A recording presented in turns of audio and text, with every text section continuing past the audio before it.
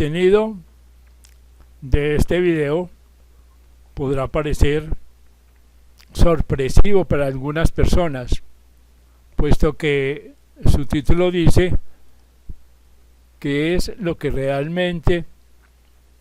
dice la Biblia, pero no es sorpresivo si para quienes han estudiado la historia de la Biblia saben que este libro, que es uno de los, si no el más publicado y el más leído de Occidente, es copia de libros más antiguos, sobre todo hindúes,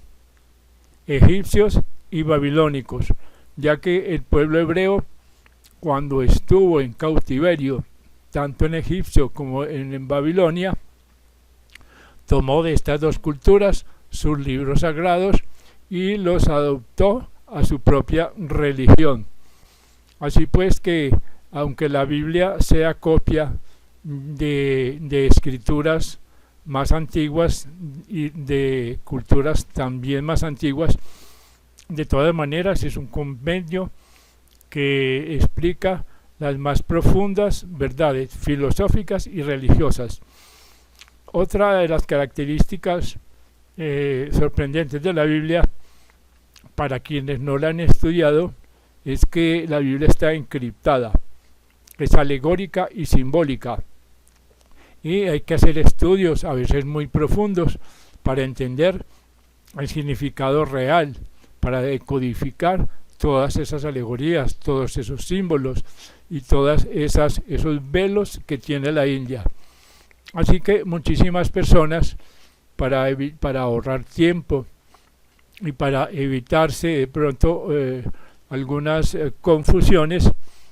prefieren estudiar los originales que dieron origen a los libros de la Biblia y sobre todo a los libros de la Cábala. Como es sabido, la Cábala es la parte esotérica de la Biblia, o sea, donde los judíos explican el verdadero significado de la Biblia cuando se le aplican las claves de decodificación. Estas claves ya las hemos comentado, son muchísimas, están en muchos otros videos de esta cuenta, pero son básicamente la teológica, que es la que nos da las cualidades de la divinidad, la cosmológica, que es la que nos da las etapas evolutivas del universo, la antropológica, que nos da las etapas evolutivas del proyecto humano, que es quizá la más importante, porque nos va indicando cómo evoluciona el ser humano y el proyecto humano, tanto a nivel físico como o emocional, intelectual y espiritual. Así pues, en este video y en los siguientes nos vamos a basar en un libro muy interesante de un escritor llamado Yogi Ramacharaka, donde él explica en términos muy comprensibles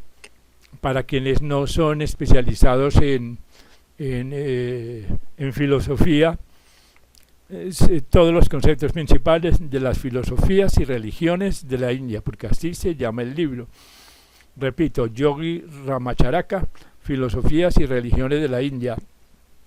Así que, sin más preámbulos, veamos lo que dice este escritor sobre las filosofías y las religiones de la Biblia en la introducción del libro. Dice: la India es la tierra del Ganges, patria del sánscrito y el radical idioma del mundo, madre de la religión y la filosofía. El siglo XXI y el mundo occidental te saludan. De tus fuentes dimanaron las lenguas del mundo en que los hombres expresaron los pensamientos surgidos de sus mentes, y tus simbólicas palabras posibilitaron el progreso mental y la expresión del pensamiento. Dice: de los pensadores e instructores brotaron las ideas raíces, que desde entonces se fueron desenvolviendo en el árbol de las diversas religiones y filosofías, como yemas, hojas, flores y frutos. Y afirma: tuyos son los magnos conceptos filosóficos de las verdades religiosas que durante siglos y siglos animaron e inspiraron el pensamiento del hombre. Tus más de 100 siglos de profunda meditación sobre los misterios de la existencia y el secreto del absoluto fueron la vivificante levadura del pan de vida y sanearon la masa de materialidad, de suerte que transmutando su índole permitieron distribuirla sin peligro por la transmutadora verdad de tu levadura. La historia de la India se remonta a muchos siglos y manifiestan los indios que sus escritos y tradiciones datan de más de 100 siglos, o sea, más de 10.000 años, muchos más, porque algunos autores dicen que la raza hindú de la India ya se encontraba allí desde hace unos 40.000 años, y que antes de este largo periodo de tiempo ya existía un pueblo y había tenido sucesivas civilizaciones antes de que alborease nuestra civilización, o sea, siglos antes del establecimiento del cristianismo, siglos antes de Abraham y más todavía de la época de Moisés y al comienzo de la religión israelita. Los filósofos indios ya habían fundado grandes escuelas de pensamiento, cuyos discípulos las ramificaron y cuyas enseñanzas han llegado en el transcurso del tiempo hasta nosotros. Y agrega, los Vedas y los Upanishads se establecieron hace siglos, más allá de los tiempos históricos, y desde entonces se han ido transmitiendo de instructor a discípulo. Antes pues de la llegada de la Esfinge, de las pirámides del antiguo Egipto, los insignes instructores religiosos y filosóficos de la India habían ya formulado sus doctrinas y habían establecido sus escuelas.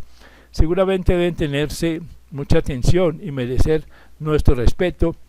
las antiguas enseñanzas y la vitalidad de una doctrina que se ha mantenido vigorosa durante largos siglos. Así pues, los más eminentes eruditos del mundo occidental han reconocido y apreciado desde hace mucho tiempo el gran valor e importancia de la obra de los filósofos indios, y en ellos se apoyaron para establecer los principales fundamentos del pensamiento occidental. En efecto, difícil es hallar en Occidente un sistema filosófico que no tenga su base en los de la India, o por lo menos que su fundador no haya repetido,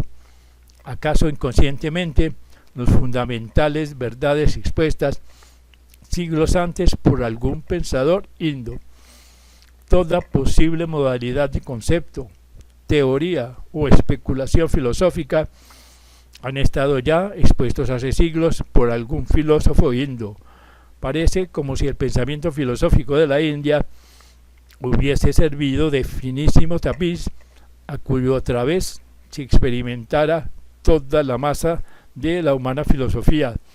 de modo que cada idea de verdadera importancia le hubiera aplicado a alguien en la India. Los profesores muy conocidos Max Müller y Paul Dussem reconocen que la India ha sido el manantial del pensamiento filosófico y que en los Vedas y los Upanishads, que son los libros sagrados de la India, se encuentran las ideas que sirvieron de base a los conceptos filosóficos desenvueltos en los sistemas de Occidente. No lo decimos por ganar gloria ni espíritu de nacionalidad, sino porque así lo comprueban rigurosamente las más prestigiosas autoridades, según referiremos de su examen. Dice el doctor Victor Cousin, historiador de la filosofía, comillas, al leer los poéticos y filosóficos monumentos de Oriente, y sobre todo los de la India,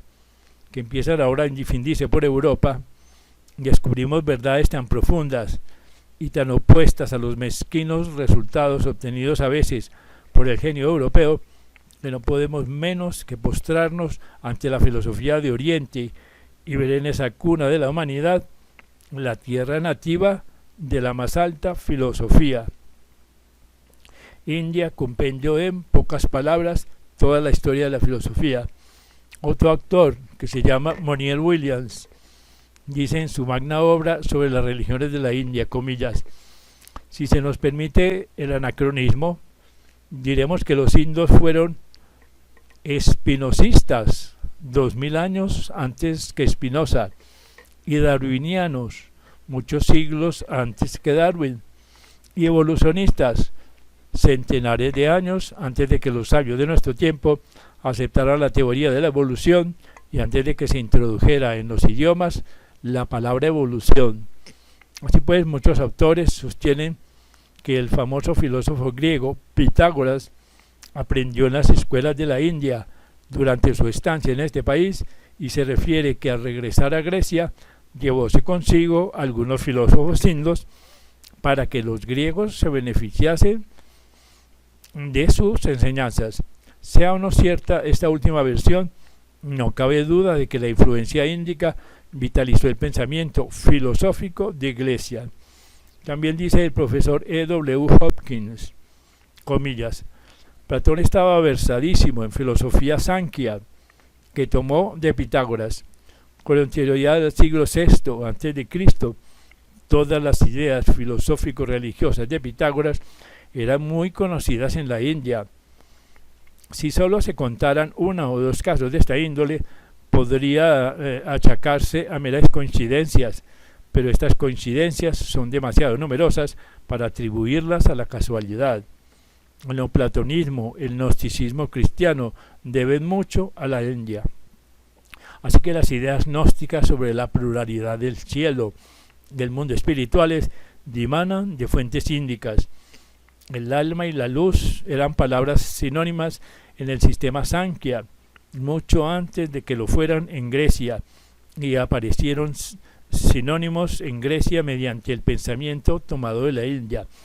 Las famosas gunas, entre comillas, de la filosofía Sankhya aparecen en las tres clases, comillas, de los gnósticos. Dice otro autor de apellido Davis,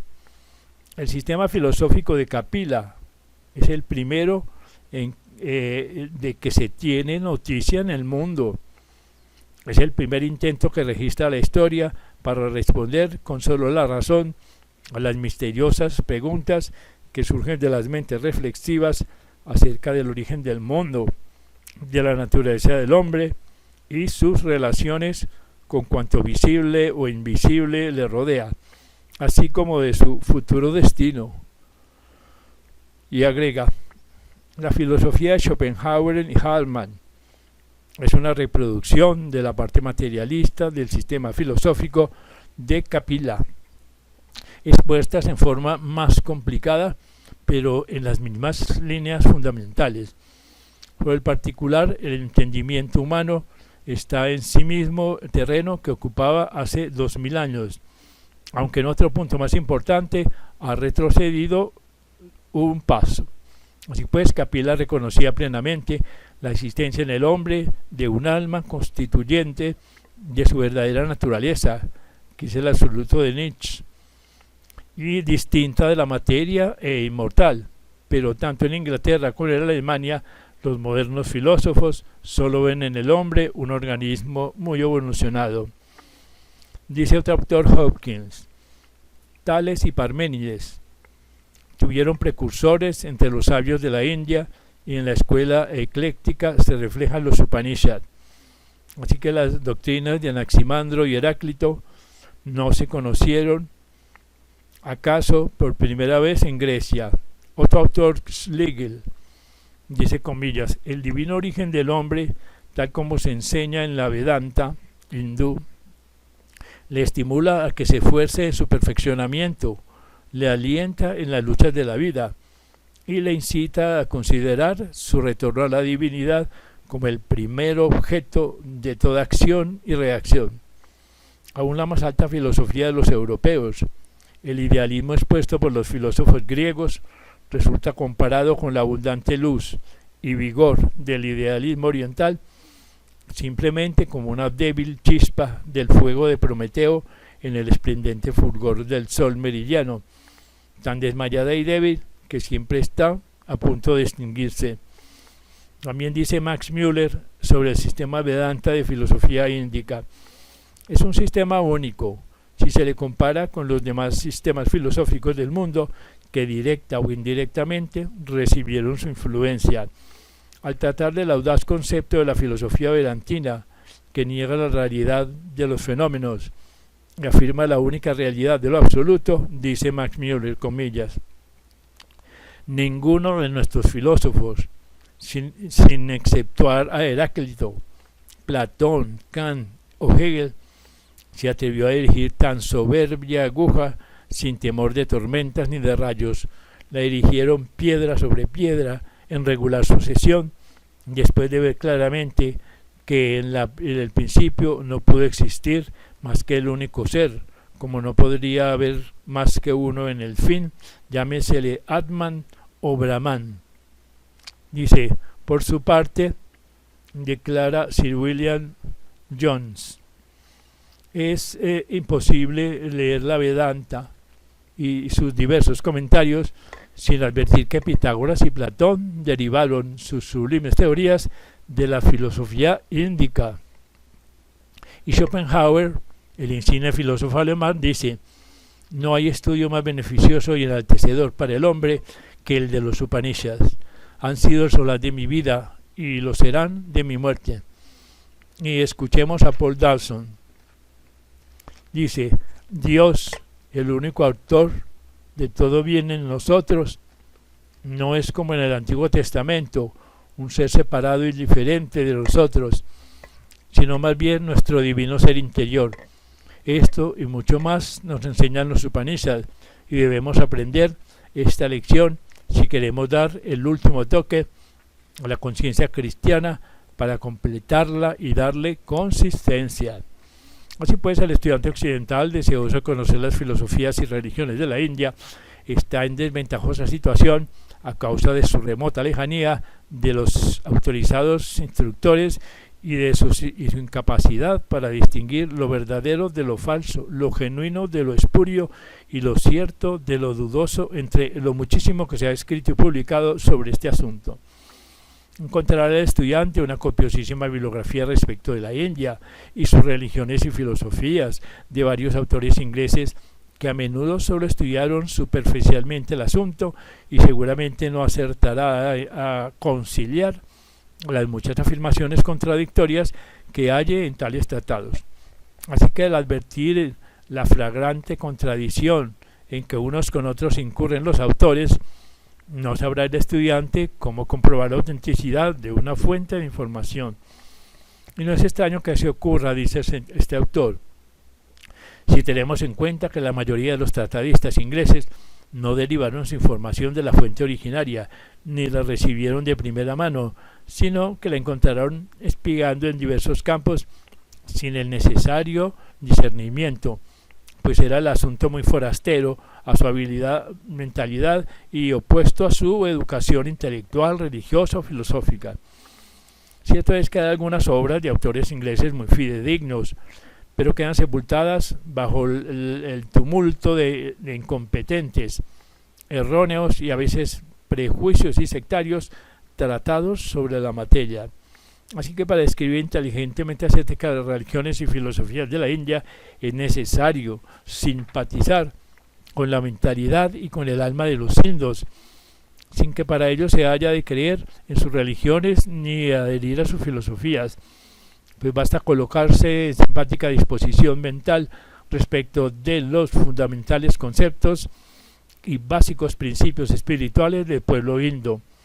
Esto mismo cabe aplicar a las enseñanzas y creencias de cualquier pueblo. Si suponemos que un chino, sin asomo de cultura occidental,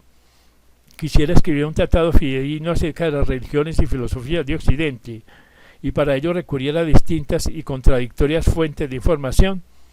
tendremos idea de la dificultad con que ha de tropezar un indocumentado autor occidental que trate de las filosofías y religiones de la India. Sin embargo, dice el autor, fuera fácil la tarea del escritor chino porque la mayor parte del pensamiento occidental tiene copiosa bibliografía,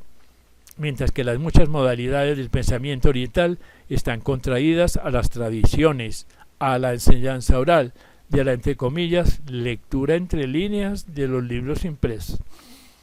Y añade, para escribir inteligentemente sobre lo que piensan y creen los indios, no solo es necesario poseer las mejores fuentes de información, sino también, entre comillas, el instinto discernidor, que distinga entre las enseñanzas auténticas y las apócrifas, entre las puras y las adulteradas,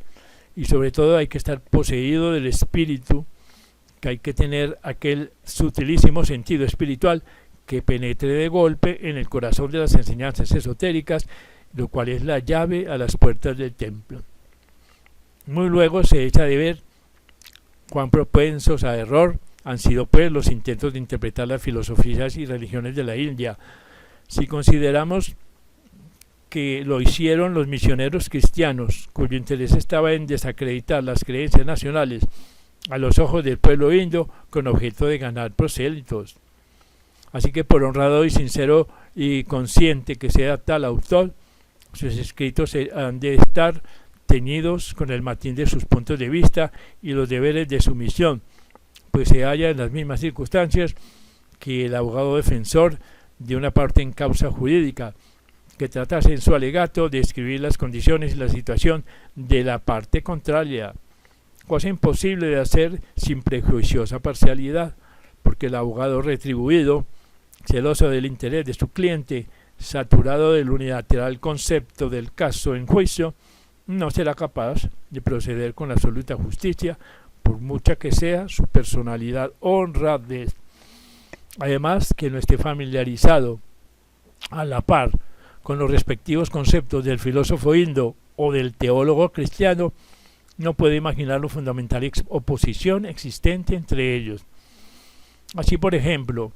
mientras que la creación, entre comillas, es uno de los básicos postulados de la teología cristiana,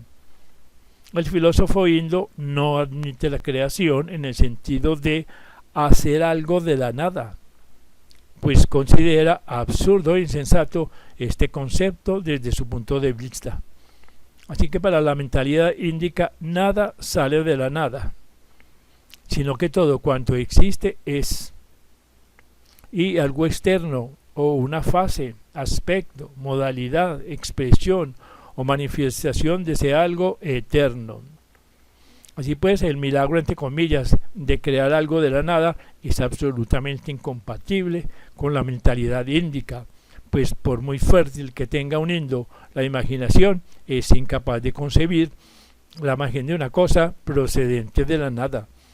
Es como si se le dijera que 2 y 2 son 7 o que la distancia más corta entre 2 puntos no es la línea recta.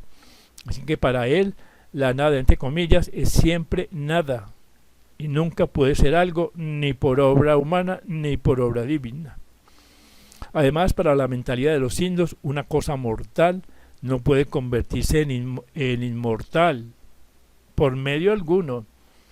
Ellos piensan que una cosa inmortal debe haber sido siempre inmortal, pues de lo contrario no se hubiera llegado a ser lo que es. Por lo tanto, todo lo que nace ha de morir algún día, y todo lo que muere algún día debió nacer. Para el indio la eternidad se dilata a ambos lados del presente, pues el presente para ellos no es más que un punto de la eternidad. Aunque el filósofo occidental tampoco concibe que de la nada pueda salir algo, en cambio el teólogo occidental no encuentra dificultades en el asunto, pues lo resuelve de la manera más simplista, diciendo que todas las cosas surgieron de la nada a la voz del divino hágase, del divino fiat. Y agrega el autor Ramacharaka. Así pues, vemos cuán incapaces son los misioneros de comprender los conceptos y puntos de vista de los filósofos indios, pues su educación y su cargo se lo impiden. Lo mismo cabe decir de la generalidad de escritores occidentales que se han metido a investigar las filosofías y religiones orientales. Como dicen los indios, quien desee comprender las enseñanzas esotéricas de la filosofía índica ha de tener también índica cualquiera sea su raza y país, como lo tienen cuantos occidentales se interesan por las cosas de la India e inteligentemente y con sincera simpatía estudian y comprendan el esoterismo de las religiones y de las filosofías. Así que cuando los indios encuentran a un occidental que con ellos simpatiza, explican tal simpatía por la doctrina de la reencarnación, diciendo que en quien nace una vez indo, ya lo es siempre, sea cual sea la raza en que se reencarne su índica alma, pues las coincidencias, las concentradas ideas de las antiguas enseñanzas están indelablemente impresas en tu alma y la inclinan al pensamiento índico en futuras vidas. Y en efecto afirman los indios que las almas de algunos de sus antiguos instructores están ahora reencarnando en Occidente para conducir a las nuevas generaciones al conocimiento de la verdad, y que sus primeros discípulos son almas de indos reencarnados en tierras occidentales. Otra dificultad de guardar el escritor occidental que desee de tratar la filosofía agenda y no haya penetrado el espíritu del pensamiento índico, es decir, que no haya comprendido las enseñanzas esotéricas subyacentes en las filosofías orientales. La mentalidad de los indios fluye por cauces muy diferentes de los que canaliza la mentalidad occidental. En los países de Occidente predomina el impulso de publicar todo cuanto autor discurre sobre un asunto de que trata, y a veces antes de que lo acepten quienes con mayor suficiencia tratan del mismo tema.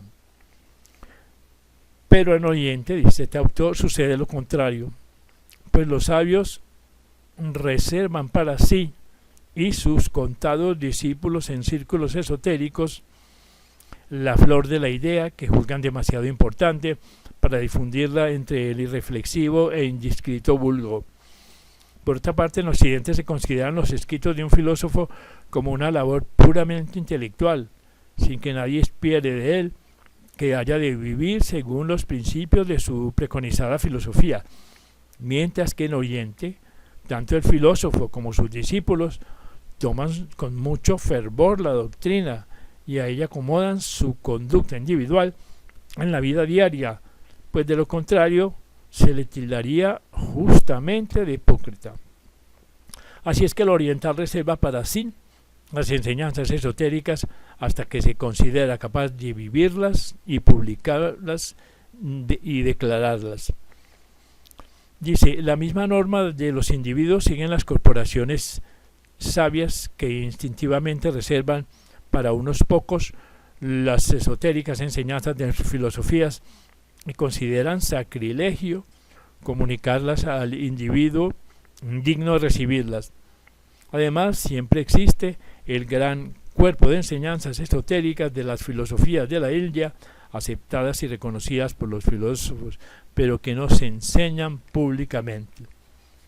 Estas básicas verdades están profundamente impresas en la conciencia de los indios y cabe decir que la emanan con una materna leche. Por consiguiente, como quiera que el investigador occidental no encuentre en los libros dichas verdades fundamentales, simplemente las desconoce y es incapaz de comprender el significado de estas verdades subalternas y aquellas derivadas. Esto es evidente para cuantos conocen el esoterismo y las filosofías de la India y ven la base común de las en apariencia contradictorias teorías y opuestas escuelas al leer los libros en que los occidentales creen hallar realmente dicha ilusoria contradicción, pareciéndoles irreconciliables. Lo cierto es que las diversas religiones y filosofías de la India no son más que ramificaciones de un mismo tronco y raíz. Quien descubra esta raíz de pensamiento podrá seguir las sutiles diferencias de doctrina e interpretación para conciliarlas, mientras que el occidental, que no desee de ver el común tronco y raíz, se figurará que toda la filosofía índica no es más que una enmarañada masa de contradicciones sin enlace ni armonía. En otras lecciones esperamos exponer el asunto de modo que el lector vea el común tronco y raíz y seguir hasta el fin las diferentes ramas desde el punto de la apariencia de la aparente divergencia, o bien remontar la línea de pensamiento desde su final extremo hasta el punto en que arranca del común tronco. Se trata dificultada, hay que comprender e interpretar acertadamente la filosofía de la India. Nada, digamos, del intento de la mente occidental para comprender e interpretar los sistemas religiosos en todas sus ramas y ramificaciones, hasta el más tenue brinquillo. Dice, para la mente ordinaria occidental, el tema de las religiones de la India es de muy confusa perplejidad, porque parece falto de sólido fundamento, incoherente, sin común base de sustentación. Por una parte, la mente occidental oye y ve las altas enseñanzas espirituales y los más sutiles y refinados conceptos filosóficos procedentes de la magistral mentalidad de la India antigua, y por otra parte ve y oye las más groseras supersticiones que engulló la credulidad, acompañadas de absurdas formas de extravagante ritualismo y de las manifestaciones de la codicia y tiranía clerical. Por una parte, cree en los más elevados conceptos espirituales acompañados de la austera y ascética vida de quienes los practican, y por otra parte ve lo que le parece la forma más grosera del antiguo culto fálico, acompañada de las más repugnantes exhibiciones de inmoralidad y obscenidad. Se pregunta el actor, ¿pueden tales cosas tener un común origen? ¿Cabe enlace entre lo superior y las íntimas formas? El investigador olvida que en la historia de todas las religiones están atestiguadas tan extremosas contradicciones, pero generalmente las separan periodos de tiempo y diversas fases de mentalidad, mientras que en la India existen coetánea y casi simultáneamente. Además, el occidente ve las superiores modalidades de filosofía religiosa enseñada y practicada bajo algunas de las altas modalidades de la Vedanta, más allá de las que nadie se aventuró por la tenue y sutil de sus conceptos, y sigue el rastro de la verdad hasta que cae en una trascendental vaguedad imposible de comprender más que por quienes están veresados en los superiores métodos filosóficos. Contrariamente, ve el occidental lo que le parece la más grosera idolatría y degradada credulidad y superstición, viendo así un culto casi diabólico y fetichista. Con razón pregunta si pueden tener en común origen tan opuestos conceptos y prácticas. Así pues, no es extraño que el mundo occidental, al oír los relatos de misioneros y viajeros y al leer después las sublimes doctrinas de los Vedas y los Upanishads, no acierte a comprenderlas y dé la mano a la lectura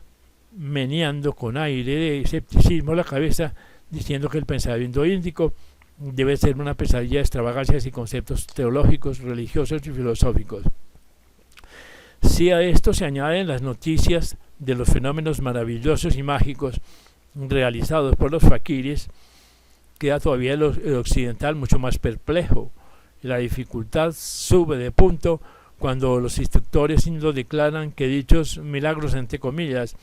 y prodigios, entre comillas, no los realizan, que ni están muy espiritualmente adelantados,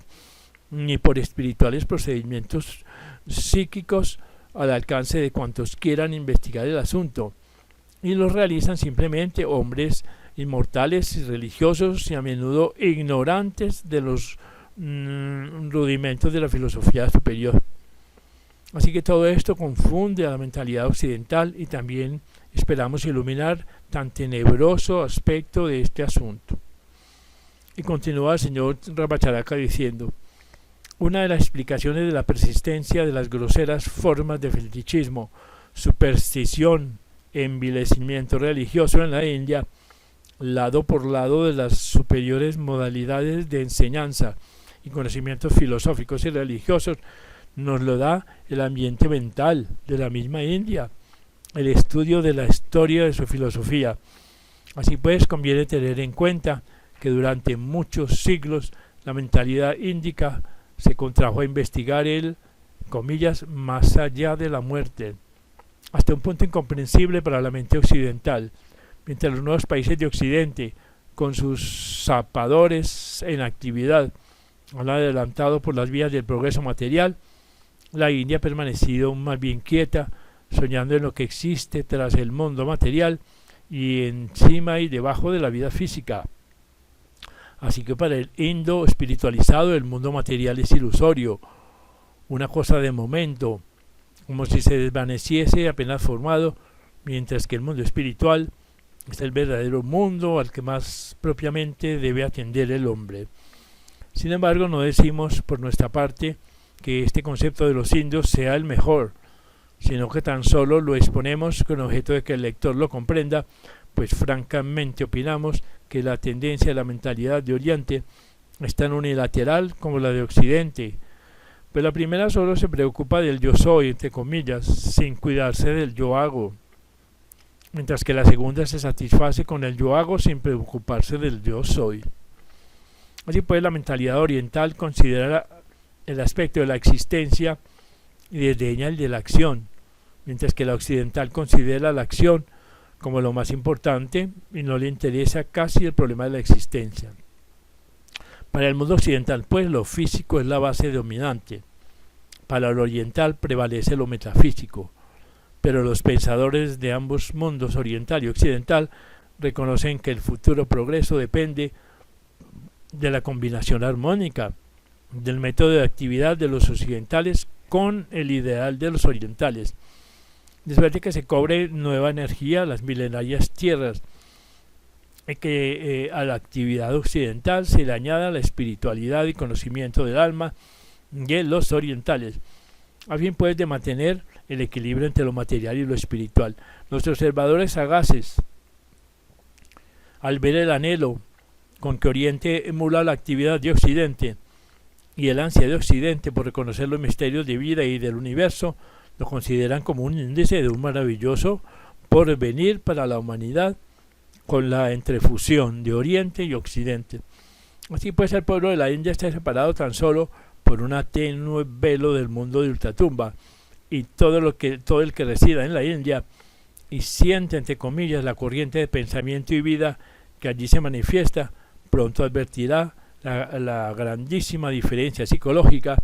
entre la tierra del Ganges y el mundo occidental. El pensamiento de la India,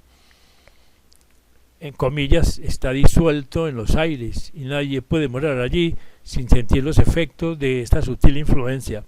Ningún occidental que haya vivido media docena de años en la India es el mismo hombre cuando regresa a su país natal. Nunca pierde ya la sensación de aquel vívido, vago y nebuloso que flota en el ambiente y por todas partes lo circunda. Por muy burlón y materialista que sea, nota que algo influye en su alrededor, porque ha percibido el psiquismo ambiente en la India. Pero este ambiente lo mismo puede tener buenos que malos efectos, afirma el autor Ramacharaka que estamos analizando. Dice, así como el feroz suelo de las tierras tropicales, bajo la influencia del ardiente sol y otros agentes naturales, produce una lujuriante vegetación, sabores, frutos con que se regala al hombre, así también, bajo idénticos impulsos, produce plantas nocivas y hierbas ponzoñosas, formando notable contraste entre los fértiles campos y las selváticas gándaras. Sin embargo, ambas condiciones provienen del mismo suelo, bajo el mismo sol y la misma lluvia, idéntico ambiente. De la misma manera, así como el indulgente sol de los trópicos y de las tierras semitropicales maduran copiosas cosechas de cuanto sirve para alimento vegetal de los hombres, así también a veces, en determinadas condiciones, agota y quema y destruya granos y frutos, después de que el hambre se enseñoree de regiones donde antes rebosaban los alimentos y millares de gentes perecen de hambre en vez de recibir el alimento de la naturaleza. Análogamente a lo que ocurre en el plano físico, sucede en la India respecto de los planos mental y espiritual. El suelo mental, tan ferozmente abundoso en materiales para el medio espiritual, bajo el sol del conocimiento espiritual, es al propio tiempo campo abonado para que brote la maleza de la credulidad, la superstición, los cultos diabólicos, horrible envilecimiento de la mentalidad y de la acción. Así también, como el sol madura en unas comarcas la abundosa cosecha y ocasiona la fructífera sequía en otros, Así, el abundoso desenvolvimiento espiritual de la India tiene un tenebroso aspecto en las degeneradas y sombrías enseñanzas predominantes entre parte del vulgo.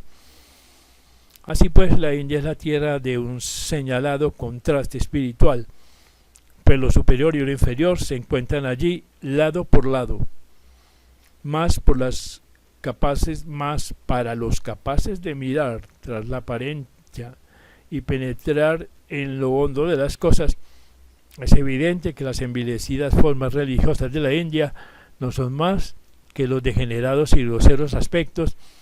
de las verdaderas enseñanzas religiosas de los indios. Así como los hombres pueden degenerar moral, mental, físicamente, también pueden degenerar espiritualmente, y así como en los centros de la civilización occidental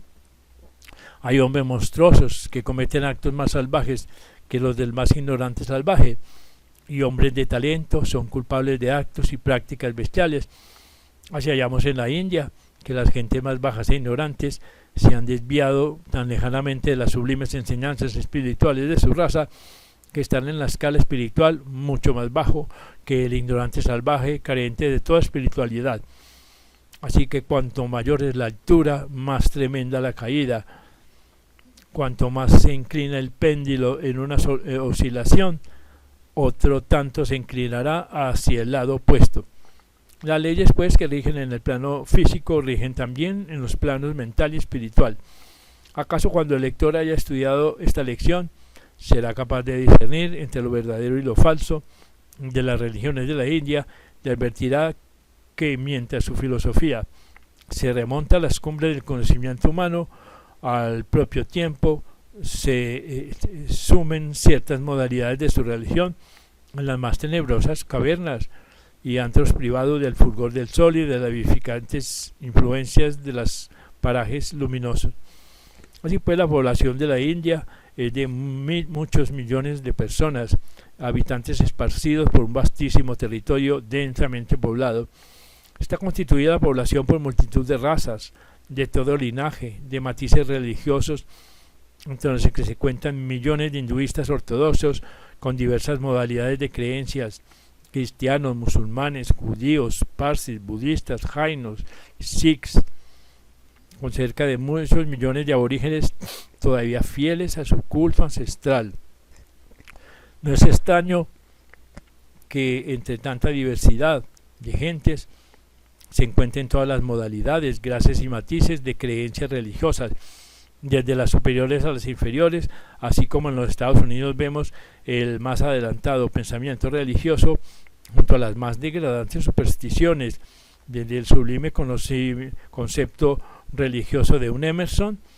a las fetichistas creencias de los negros del sur, análogas a las de sus antepasados. Cuán pocos norteamericanos son capaces de comprender las sublimes enseñanzas de su compatriota Emerson. En Occidente como en Oriente, la ley es universal. Y a quienes pregunten, ¿cómo es que a pesar de los altos conceptos de la filosofía india, no son capaces las masas populares de alzarse a superior nivel? Les respondemos, por la misma razón que las superiores enseñanzas de los filósofos occidentales no han llegado a los vulgares entendimientos de las masas. La causa es la misma, sin distinción de pueblos ni países. En todas partes hay almas muy evolucionadas, otras muy atrasadas y algunas en el más bajo peldaño de la escala. El que tiene un amplio concepto de la vida no establece mezquinas comparaciones de nacionalidad entre las gentes, porque ve operantes por doquiera las mismas normas universales de la humana naturaleza, manifiesta bajo la apariencia de locales rasgos y características, pero siempre sujeta a las mismas leyes. Así que termina diciendo el señor Ramacharaka, la peculiar característica, el rasgo local de los indios, que los distingue mayormente de los pueblos occidentales, es, según ya dijimos, que en la India es el velo entre lo visible y lo invisible, mucho más tenue que en Occidente. En verdad es que la India, muy delgada la corteza que separa la superficie de la vida fenoménica del voluminoso meollo de la vida nouménica, de suerte que las almas sensitivas notan los estremecimientos de la vida interna en las palpitaciones de las confusas corrientes de la existencia. Por lo tanto, mientras el alma evolucionada se pone en contacto con la vida interna del universo y es capaz de elevarse a un plano superior, el alma trazada en el sendero de perfección, sin discernimiento para aplicar sus fuerzas interiores, solo puede adelantar por el camino del bajo psiquismo y propende a la superstición, la credulidad y el fanatismo. Así que la maleza medra en los climas tropicales, lo mismo que los frutos y las flores. ¿Acaso en esta sucinta explicación llegue el lector el comprender mucho mejor el tema del presente libro? Así lo esperamos. Procederemos ahora a considerar los básicos principios de los sistemas filosóficos de la India y después examinaremos la interpretación y enseñanza de cada sistema, escuela, culto y etc. de aquellas tierras tan fértil y prolífera un pensamiento sobre las cosas de Allende el Velo. Este pues es una introducción muy interesante y una explicación previa a las enseñanzas sobre la filosofía de la India que da el ya citado autor Rogi Yamacharaka en el libro Filosofías y Religiones de la India.